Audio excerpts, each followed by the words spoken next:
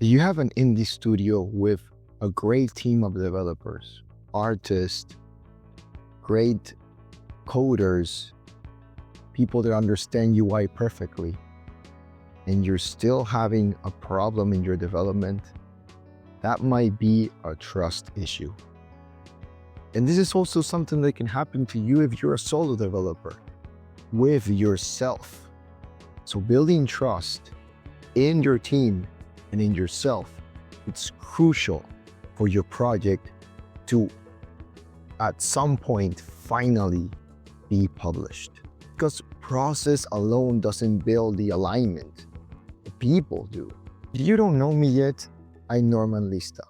I'm a game creator and producer that focuses on one specific thing, and that is to guide indie developers so they can finally really publish their games and they can continue publishing and creating games through their lifetime.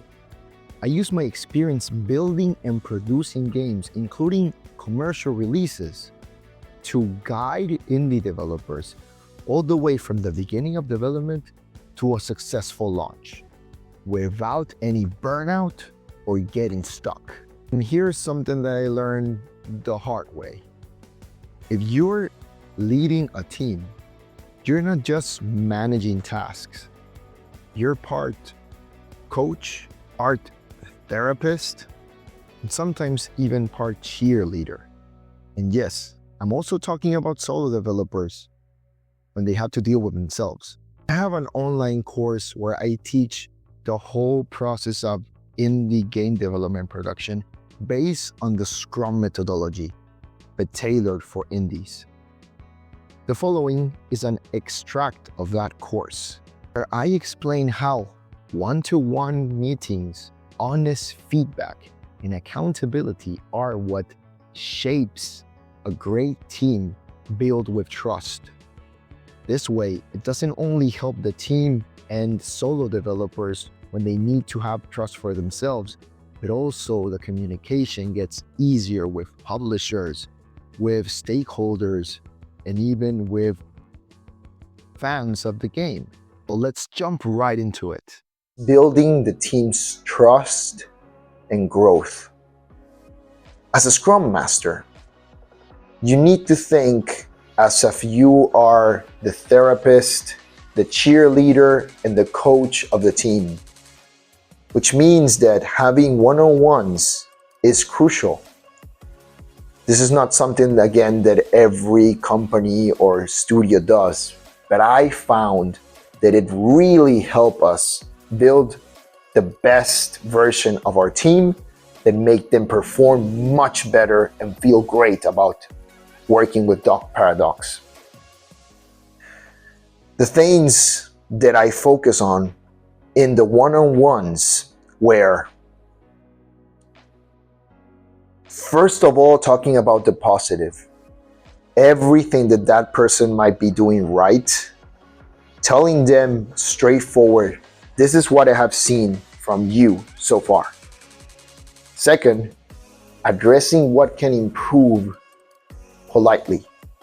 Telling them, hey, I noticed that if you focus on doing this and this better, this way, not only telling them what they're doing wrong, but telling them some kind of way that they might improve.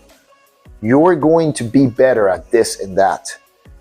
That's the best way to giving person something to improve on that makes them motivated. Then to listen, hear what they have to say. What are their problems? What they see from others? What might be something that they're missing? Not only hear their words, but what they actually try to mean and say. And last but not least, dealing with rotten apples. Being so friendly doesn't mean you're not going to understand what something is not working, or you're not going to deal with it and hide behind that. After all, if a wolf pack has a leader that is just too easygoing, they're going to take advantage of him. But if the leader is too tyrannic and doesn't give anything to their team, they're gonna tear him down. So the best option is to be as good as possible, but make him understand that there are limits and there are things that they need to take care of. And if you see that there's one person that's not collaborating at all, you need to address it as well. And you might think, yeah, but then I end up anyways having a problem.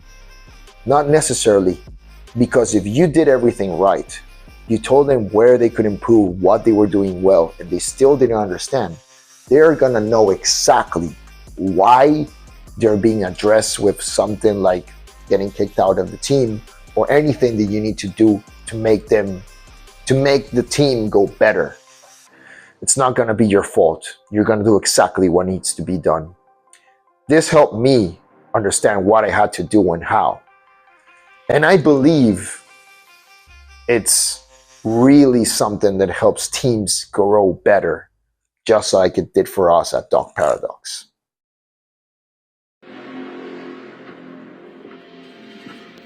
You're just a visionary. Ended up being very challenging. Best indie manager. He organized our Scrum board. You might not make it in time and it might end up being a mess.